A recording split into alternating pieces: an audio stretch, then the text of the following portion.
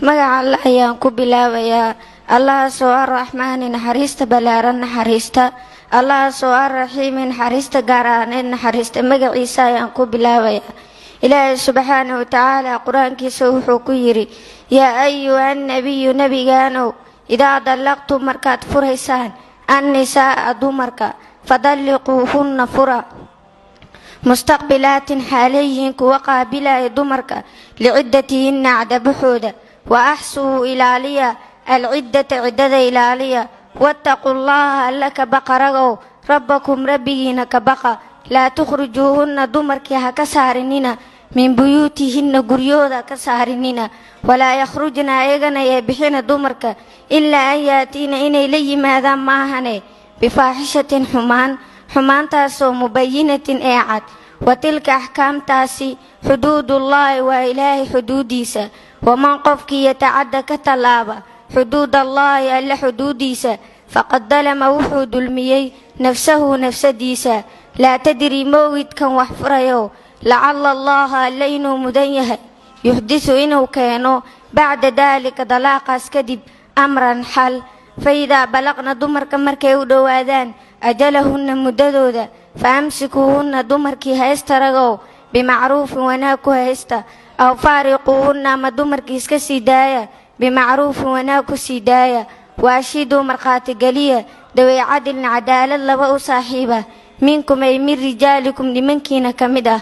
waaqiimuu ooga ashahaadata markhaatida ooga lilaahi alla dartiisa u ooga. daalikum xukunkaas yuucadu waxaa lagu waaniyaa bihi xukunka man qof kaana ahaaday yu'minu mid rumaynaya billaahi alle iyo walyowmi alaakhiri maalinta dambo aakhira. waman qofkii yattaqi llaaha alla ka baqa yajcal alla wuxuu u yeeli lahu qofkaasi makhrajan meeluu ku baxsado, wayarsuqu alla wuu ka arsaaqayaa hu qofkaasi min xaysu meel ayuu ka arsaaqayaa laa yaxtasibu uusan wax ka filanaynin. waman qofkii yatawakal tala saartaa cala allaahi alla tala saartaa fa huwa xasbuhu asaga ayaa ku filan. ina allaaha alle baaliqu amrihi amarkiisa waa kii gaara. qad jacala allaahu alla wuxuu ka yeelay likulli shayin shay walba dhammaantiis qadaran jaangooyn. wallaa'i dumarka ya-isna quustay min almaxiidi caado ka quustay min nisaa'ikum xaalay dumarkiina ka mid yihiin ragow, in irtabtum haddaad ku shakiseen faciddatuhunna cadabaxooda 3 ashhurin waa bilo 3 ah. wallaa'i dumarka lam yaxidna aanan caadoonin faciddatuhunna cadabaxooda 3 ashhurin waa bilo 3 ah. wa ulaatu laxmaari dumarka urarka u saaxiibka ah ajaluhunna muddaday caddadu u dhammaanayso an yadacna waa inay dhigaan xamlahunna uurarkooda. waman qofkii yattaqi llaaha alla ka baqa yajcal alla wuxuu ka yeelayaa min amrihi amarkiisa wuxuu uga yeelayaa yusran fudeed. daalika arrinkaas amrullaahi waa ilaahay amarkiisa, anzalahu qad anzalahu xaaluu soo dejiyey ilaykum xaggiina. waman qofkii yattaqi llaaha alla ka baqa yukafir alla wuu u dhaafi canhu qofkaas xaggiisa sayi'aatihi xumaanyaalkiisa, wayucdim alla wuu weyneeni hu qofkaasi ajaran abaalkiisa. hadda waxaan nii fasiri doonaa aayadaha suuradda dalaaq. yaa ayuha nabiyu nabigaanow, idaa dallaqtum markaad furaysaan annisaa'a dumarka, fadalliquuhunna fura mustaqbilaatin xaaleyihiin kuwa qaabilaya liciddatihinna cadabaxooda. dalaaqa waxaa loo qaybiyaa 2: dalaaq sunni iyo dalaaq bidciya.